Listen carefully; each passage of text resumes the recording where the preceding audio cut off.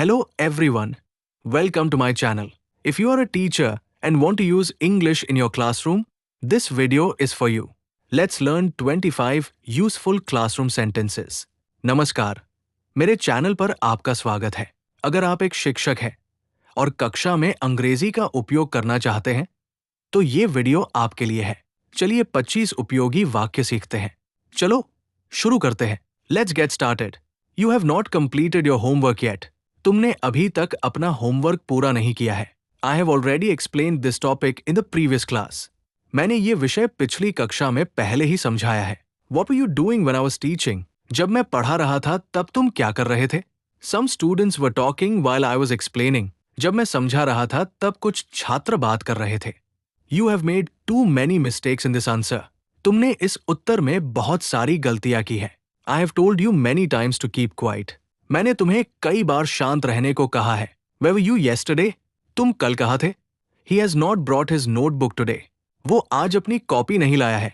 We have already completed this chapter. हम ये अध्याय पहले ही पूरा कर चुके हैं। You are not paying attention in the class. तुम कक्षा में ध्यान नहीं दे रहे थे। I had given you enough time to complete this work. मैंने तुम्हें ये काम पूरा करने के लिए पर्याप्त समय दिया था। Why have you come late today? तुम आज देर से क्यों आए हो? The class has become too noisy now. कक्षा अब बहुत ज्यादा शोरगुल वाली हो गई है। I was expecting better answers from you. मुझे तुमसे बेहतर उत्तर की उम्मीद थी। You have improved a lot compared to last time. तुमने पिछली बार की तुलना में बहुत सुधार किया है। Some of you have not submitted your homework yet. तुम में से कुछ ने अभी तक होमवर्क जमा नहीं किया है। I had asked you to revise this lesson at home. मैंने तुमसे इस पाठ को घर पर दोहराने को कहा था।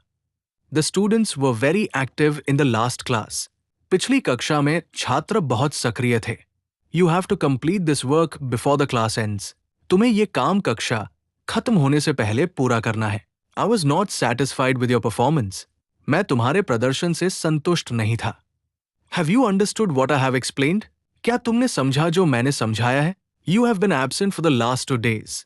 तुम पिछले 2 दिनों से अनुपस्थित रहे हो। The lesson was not difficult, but you did not try. पाठ कठिन नहीं था, लेकिन तुमने प्रयास नहीं किया। I have noticed improvement in your reading skills.